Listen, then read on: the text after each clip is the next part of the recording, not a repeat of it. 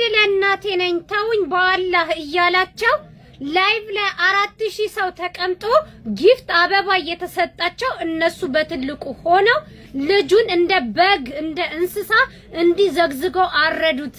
ይሄ ያደረገው ኢትዮጵያውያን እርስ በራሳቸው ነው። አንድ አይነት ቋንቋ ተናጋሪ አንድ ቦታ ያሉ የሚያገናኛቸው ትልቅ ነገር ሰው ሀገር ላይ ያሉ ሰዎች ተራረዱ።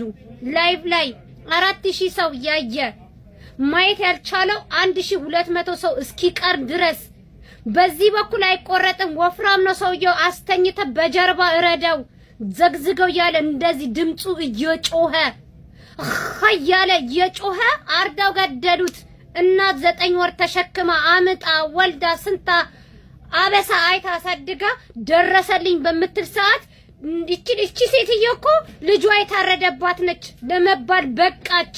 ልጅሽ ታረደብሻ ከጎረቤቶቼ እኩል አረግሻለሁ የአሮጌ ቤትን እሰራልሻለሁ ብሎ አለብሳሻለሁ አበላሻለሁ እናቴ ከፍ አረግሻለሁ ብሎ አንዱ ልጅሽ ተሰዶ ቤቱም ሳይሰራልሽ ጎረቤት እኩል ሳረግልሽ ደምሽን አፍስሸሽ የወለድሽው ልጅሽ ደሙ ባህር ላይ ፈሷል። ተነሺ አልቅሺ ኡበይ ጩይ እንግዲህ ፈርዶብሻል እናት አይደለሽ አንጀትሽ እስር አድርገሽ ቻዩ እንግዲህ ገና ያላደገው ፊቱ የሚያሳሳው የሰው አውሬ የሰው ጅብ በልቷል።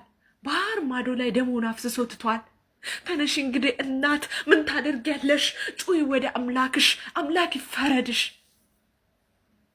ንገሪው ለሱ ልጅሽ ታርዶብሻል ደሙ ፈሷል መንገድ ላይ ባህር ማዶ ላይ ሄዶ ሁሉንም ችሎ ወንድሙን አረደበት። የሰው ልጅ ከእንስሳ ያነሰበት ምን አይነት የተረገመ ጊዜ ላይ እንደደረስን በጣም ነው የሚያሳዝነኝና ይህን ቪዲዮ አይቼው ማለት ሰምቼው እንቅልፍ እንኳን መውሰድ ነው ያቃተኝ። ሰው እንዴት ላይቭ ላይ እንዲከፍቶ በድፍረት ላይቭ ላይ መተራረድ ጀመረ። በቃ መጨረሻው ምን ጠፋባት ዘመን ይቺ ሆነች። ሰው ለወንድሙ ለምን አይወለደው? ለምን በቋንቋ አይመሳሰለው? መከባበር እየተቻለ ጭራሽ አንድ ቋንቋ የሚናገር ተናጋሪ ሰው እንደ በግ ምን አይነት ጭካኔ የተሞላበት ድፍረት ነው? እኔ በግ እንኳን ሲታረድ እኮ ደፍረን እኮ አናይም። መቼ ነው እንደ ሰው የምናስበው? መቼ ነው ፈጣሪ እንዳለ የምናስተውለው? ሞት የሚባል ነገር እንዳለ የምናስተውለው? እንዴት በሰው ሀገር ላይ ተዋደን ተፋቅረን እንደመኖር እንዴት የሰው ልጅ እንደ በግ ታርዶ ይገደላል? እንዴት ሀገራችን ላይ ፍትህ አጣን እያለን ጭራሽ ሰው ሀገር ላይ እንተራረዳለን? እባክህ መንግስት የየመን ድንበርን ዝጋልን። በቃ ሰው አይለቅ ይበቃል። እስከ ዛሬ የታረደው የተጠለፈው የተደፈረው በቂ ነው። በቃ خلاص ይዘጋልን። ይዘጋ ድንበሩ ይዘጋ። በሰላም ሰው ወጥቶ ይግባ። እናት አታልቅስ ወላድ አታልቅስ። ይበቃል። ሁላችሁም ፍትህ ልትጠይቁ ይገባል። በቂ ነው። ይበቃል። ህጉ መሻሻል አለበት። የአዲስ አበባ ፖሊስ ኮሚሽን ይሄን ነገር ሊያዩ ይገባል። ሰው እያለቀ ነው። ላይቭ ላይ በሚዲያ እየታረደ ነው። አረ በቃችሁ። አረ ተው። ከዘር ከብሔር ከፖለቲካ ጉዳይ ወጡና አንድ ሰባዊ ሰው አንድ ጤነኛ ሰው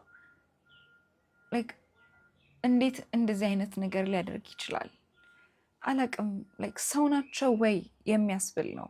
እግዚአብሔርን ጊዜው በጣም ክፉ ነው።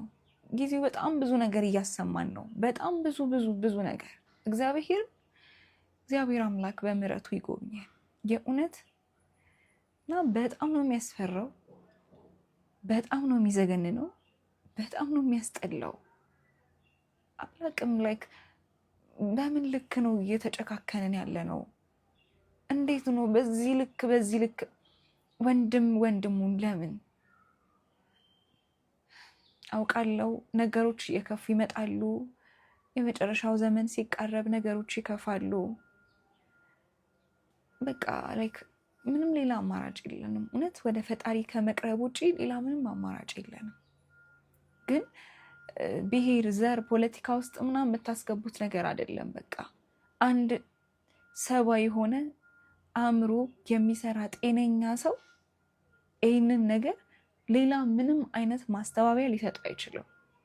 እና በምን ያህል ልክ ክፎች፣ በምን ያህል ልክ አረመኔዎች ቢሆኑ ነው ሶሻል ሚዲያ ላይ ላይቭ ላይ ከፍተው ያ ሁሉ ሰው እያያቸው። እግዚአብሔር ምን አይነት ግፍ ነው! በጌታ ስም ማለት ወዴት ነው እየሄድን ያለ ነው?